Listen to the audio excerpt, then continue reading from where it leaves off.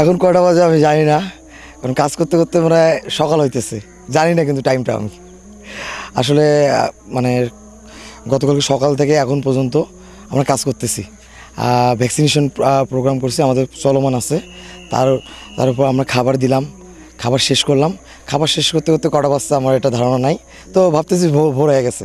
আর আমি স্যাটিসফ্যাকশন, আমার অনেক ভালো লাগছে যে এই যে আমরা 4 ঘন্টা ধরে রান্না করা, খাবার ঠান্ডা করা, বৃষ্টি, তো এটা আসলে খাবারটা দেওয়ার পরে মনে হইতেছে যে না, আমরা আসলেই সবাই সাকসেস, যে আমরা যে উদ্দেশ্যে আসছি, আমার উদ্দেশ্য যতটুকু আমাদের সাধ্যে হয় আমরা করছি।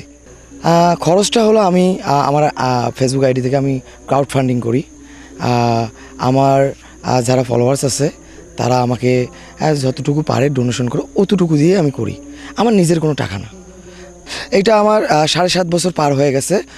অলরেডি আমি 8,000-এর ঊর্ধ্বে কুকুর আমি ট্রিটমেন্ট করছি, রেস্কিউ করছি। আমাদের অর্গানাইজেশন হলো গার্ডিয়ান অফ দ্য স্ট্রিটস। আমরা রাস্তার কুকুর বিড়াল নিয়ে কাজ করি, প্রাণী নিয়ে কাজ করি। তো লাভ হলো এই যে আমি নিজ উদ্যোগে যেমন ক্রাউড ফান্ডিং করে আমি সৈয়দপুরে আসছি। সৈয়দপুরে এসে আমি কিন্তু কারোর জন্য অপেক্ষা না করে আমি ভ্যাকসিনেশন প্রোগ্রাম করলাম। বাচ্চাদের যতটুকু খাবার দেওয়ার আমি যতটুকু ফান্ড রাইজ করছি অতটুকু দিয়েই আমি বাচ্চাদের একটু মুখে ওদের প্রশান্তি, আমাদের শান্তি। পুরো বাংলাদেশে যদি কারোর জন্য অপেক্ষা না করে আপনারা যদি নিজ উদ্যোগে এটা করতে পারেন, তাহলে কিন্তু বাচ্চাদের আর কোনো ঝামেলার প্রভাবটা পড়বে না। আর র্যাবিস আক্রান্ত কুকুরও বাংলাদেশের সংখ্যা কমে যাবে। আমার কাছে মনে হয় যে যেই ঘটনাটা হলো 2 দিন আগে, যে শুভ ভাইয়ের বাসায়, আর শুভ ভাইকে 20-25 জন গিয়ে একদম কি বলার, ওনাকে মারতে বন্ধ চাইছিল। উনি কান্না করে আমাকে ফোন দিতেছিল যে রক ভাই আমাকে বাঁচান। তো এখন আমার যেটা করার, তো আমি বলছি ওনাকে আশ্বাস দিচ্ছি, ভাই আমি তো 2 হাত দিয়ে করি, এখন ভাই আমার 1-2 দিন সময় দিতে হবে। তো উনি কান্নাকাটি, তো আমি যতটুকুই পারছি আমি অতটুকু দিয়ে সৈয়দপুরে ভ্যাকসিনেশন প্রোগ্রাম গতকালকে করা হয়েছে। আজকে যেমন ভোর হয়ে গেছে, যেহেতু আজকেও আমার কন্টিনিউ করব।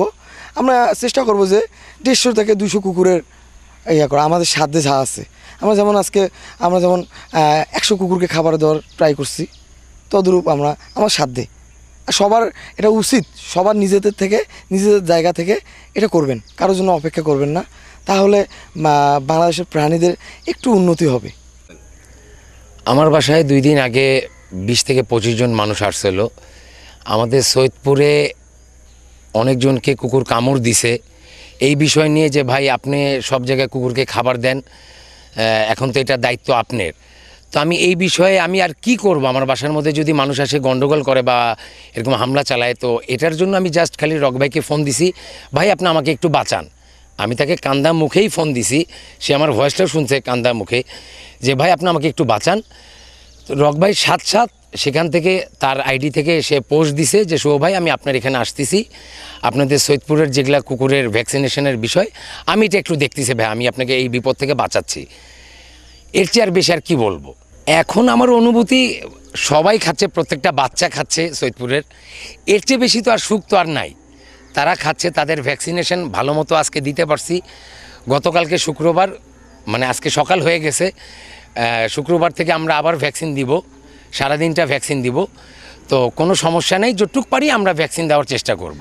আমাদের যে রোমিও, ও অনেক ভালো বাচ্চা, কিন্তু বাচ্চাটার একটু অসুস্থ। তা আমরা ভাইয়াকে বলছিলাম, তো ভাইয়া আজকে নিজের এতটা ব্যস্ততার মধ্যেও, আপনারা তো সবাই জানেন, আজকে আমাদের ভাইয়া এখানে আসছিল, রক ভাইয়া, বাচ্চাদেরকে ট্রিটমেন্ট করার জন্য, ভ্যাকসিনেট করার জন্য। তারপরও আমাদেরকে রোমিওকে ভ্যাকসিন দিয়েছেন। আবার রাত্রে ভাইয়া ননস্টপ, ভাইয়ারা রাত্রে ওদের খাবার পরিকল্পনা করেছিলেন, এই ভোর পর্যন্ত ভাইয়ারা খাবার দিয়েছেন। তা ভাইয়াদেরকে অনেক অনেক অভিনন্দন। আর ভাইয়াদের এই আগামীর পথ চলা আমরা একসাথে চলি যেন, এটাই আশা করি।